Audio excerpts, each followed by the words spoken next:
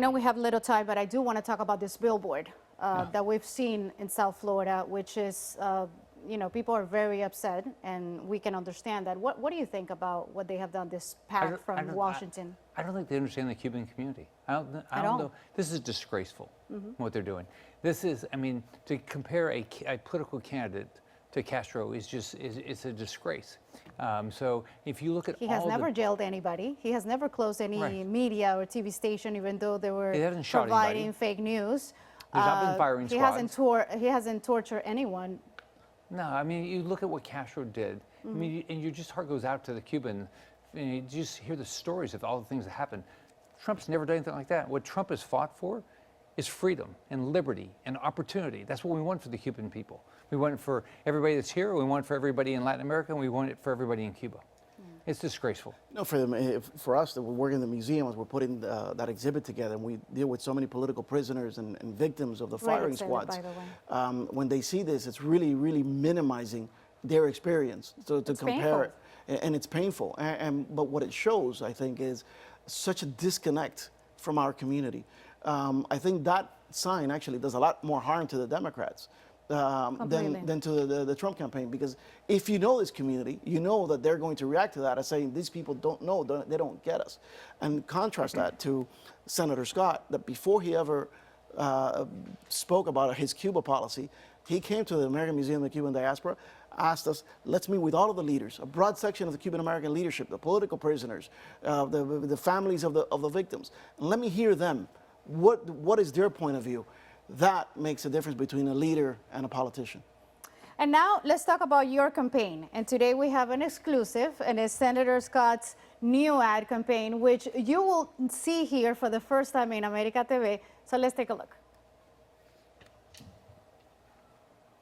Nos encontramos al comienzo del partido. El equipo Libertad, encabezado por el senador Rick Scott, toma el terreno. En posición el equipo contrario, los socialistas. Debbie McCarcel-Powell al frente con sus aliados. Debbie se mueve hacia la extrema izquierda. Le pasa la bola a Alexandria Ocasio-Cortez. El árbitro le saca la tarjeta roja por matar oportunidades con su agenda izquierdista. Scott avanza por el centro enfocado en proteger nuestros valores y crear mayores oportunidades. Nada lo detiene y Scott anota un gol. Libertad gana. Soy Rick Scott y apoyo este mensaje. Well, this will be airing. You will see it everywhere as of today. We have the exclusive here today. And Senator, how are you fighting the socialist agenda in Washington? Well, I mean, you fight every day for, what you're just trying to do is explain what we have to do if we want to have opportunity. Like you had it, we all had it, right? You know, I'm a kid that grew up in public housing, born to a single mom. I had the opportunity in this country.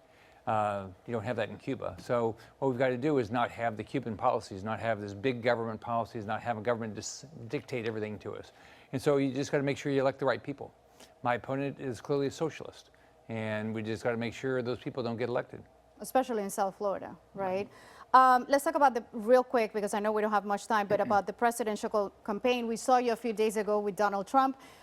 You were right there when he went to Congress for the first time since January 6th, and he met with the GOP. His numbers keep going up, even though with all the legal challenges that he's facing.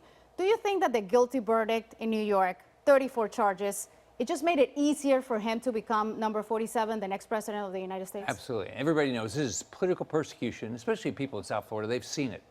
They've seen political persecution in Cuba and Nicaragua and Venezuela, places like that. So that's exactly what they see what's happening here. Biden took the number 3 person from the Department of Justice, sent it down to prosecute him in New York. The judge is a Biden donor. His daughter is a Biden fundraiser. So this is just, you know, this is political persecution. It's going to help Trump. What do you think is going to happen from today to the Republican convention? Well, you know, he has his, on July 11th is when his sentencing happens. So we'll find out what happens there. I mean, who knows what this judge is going to do. They've done everything they could with gag orders to make sure he can't campaign. So we'll see how much more election interference there is. I know he's in good spirits, but is our judicial system broken, Senator? Absolutely. I mean, it's frustrating. I got to appoint 407 judges in Florida when I was governor. And I didn't ask people there what party. I said, are you going to simply enforce the law and not make new law? And there would be no political persecution. Unfortunately, that's not what the Biden administration's theory is. They know that they can't win except through political persecution and lies.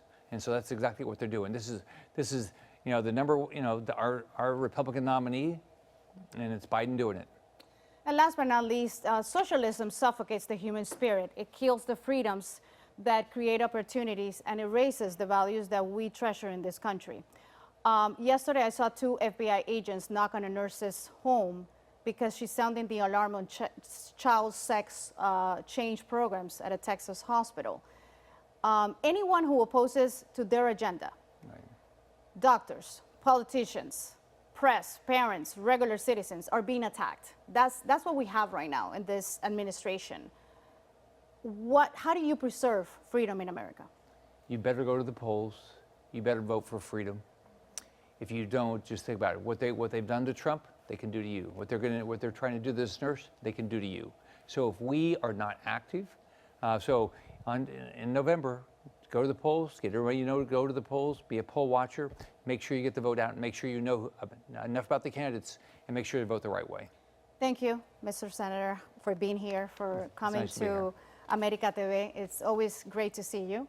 And thank you for always being always with the Hispanic community, always supporting the Hispanic community.